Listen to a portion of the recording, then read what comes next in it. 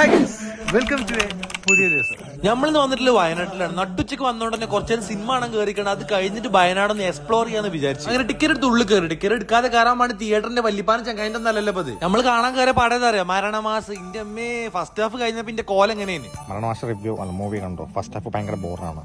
ബാക്കിലിരിക്കുന്ന പെണ്ണിനൊക്കെ ക്ലിക്കിലേക്ക് ചിരിപ്പിക്കുന്ന പോലെ എനിക്ക് ഫീൽ ചെയ്തു. നിങ്ങളോട് പറയാൻ നമുക്ക് ആർക്കും പടച്ച നിങ്ങളെ ഇഷ്ടമല്ലല്ലോ നമ്മളെ ഇഷ്ടം, നമ്മളെ ഇഷ്ടമല്ലല്ലോ നിങ്ങളെ ഇഷ്ടം. സിനിമയും കുതിരയിലൊക്കെ ഒരു വാർത്തയെങ്കിൽ നിസ്കാരം നമ്മൾ മുടക്കാനേ പാടില്ല. എന്ത് നിസ്കാരം മുടക്കാനേ പാടില്ല. വയനാട്ടിലല്ല ഏത് കുദ്ദാമ് ചെന്നാലും നമ്മൾ മലപ്പുറംകാർക്ക് മന്തി വിട്ട ഒരു കളിയില്ല. പിന്നെ നമ്മൾ വയനാട്ടിലത്തെ ഫേമസ് ആയിട്ടുള്ള ബട്ടർ ബാൻ നമ്മുടെ ജലജ ബേക്കറി പോയി. എന്താ ടേസ്റ്റ്, എന്താ സ്മൂത്ത്. ഞാൻ അവിടെ തന്നെ 3-4 ഒരു ചാക്ക് പരിക്കും വാങ്ങി. വയനാട്ടിൽ വന്നാ പിന്നെ ഒരു റിസോർട്ട്, അങ്ങനെ റിസോർട്ട് തപ്പി തപ്പിന്റെ കാറിന് ചെന്നെത്തിയ ഒരു പാടത്തിന്റെ നടുക്ക്. ഞാൻ വിചാരിച്ചു ഗൂഗിൾ മാപ്പിനെ ചതച്ച് ഇതാണ് ഭൂമിന്റെ അവസാനം. പക്ഷെ മോനെ ഇങ്കുങ്ങൾക്കും തെറ്റി. ഇതാണ് ഭൂമിന്റെ തുടക്കം. നോക്കുമ്പോ ഞാൻ മോനെ പച്ചപ്പിന്റെ നടുക്ക് വിദൂരതയിൽ പവിഴപ്പുറ്റ് പോലെ ഒരു റിസോർട്ട്. നമ്മൾ ഈ പാടത്തുനിന്ന് വന്ന അവസാനത്തെ ലേക്കാവ് എന്ന് പറഞ്ഞ റിസോർട്ടിക്കാണ്. ഇതിന്റെ മേലെന്നുള്ള വ്യൂ നോക്കുമ്പോൾ എന്തോ ഒരു പച്ചപ്പിന്റെ ഹരിതാപകര സന്തുലിതാവസ്ഥ.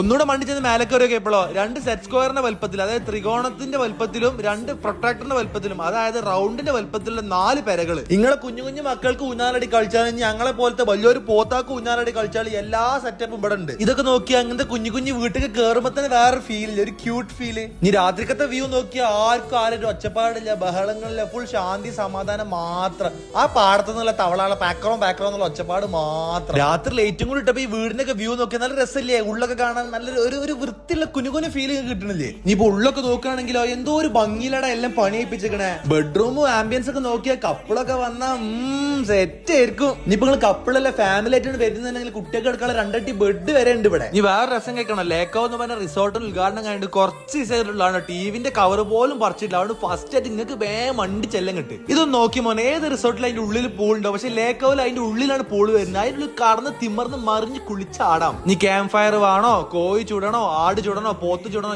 എല്ലാ സെറ്റപ്പും ലേക്കാവിൽ ഉണ്ട്. സുട്ടുകൂടാ. ഇൻകു ഷിബിലിന് പെണ്ണില്ലാത്തോണ്ട് ഞാനോ അങ്ങോട്ടും ഇങ്ങോട്ടും റൊമാൻറ്റിക് ആയിട്ടാണ് കടന്നുറങ്ങി. ഇനി ഇവിടുത്തെ രാവിലത്തെ വ്യൂ നോക്ക് മോനെ, സൂര്യനൊക്കെ നമ്മളെ മുന്നിൽ കൂടെ ഉദിച്ചുകൊണ്ട് മേലക്ക് പോണത്. വയനാട്ടിൽ പിന്നെ കോട മൂടിനെ പറ്റി പ്രത്യേകിച്ച് പറഞ്ഞ ആവശ്യമില്ല. ഇത് നോക്കി മോനെ, യജാതി കോട, എന്തോ ഒരു പീസ്ഫുൾ സ്ഥലം. ആ സൗണ്ട് കേട്ടോക്ക്.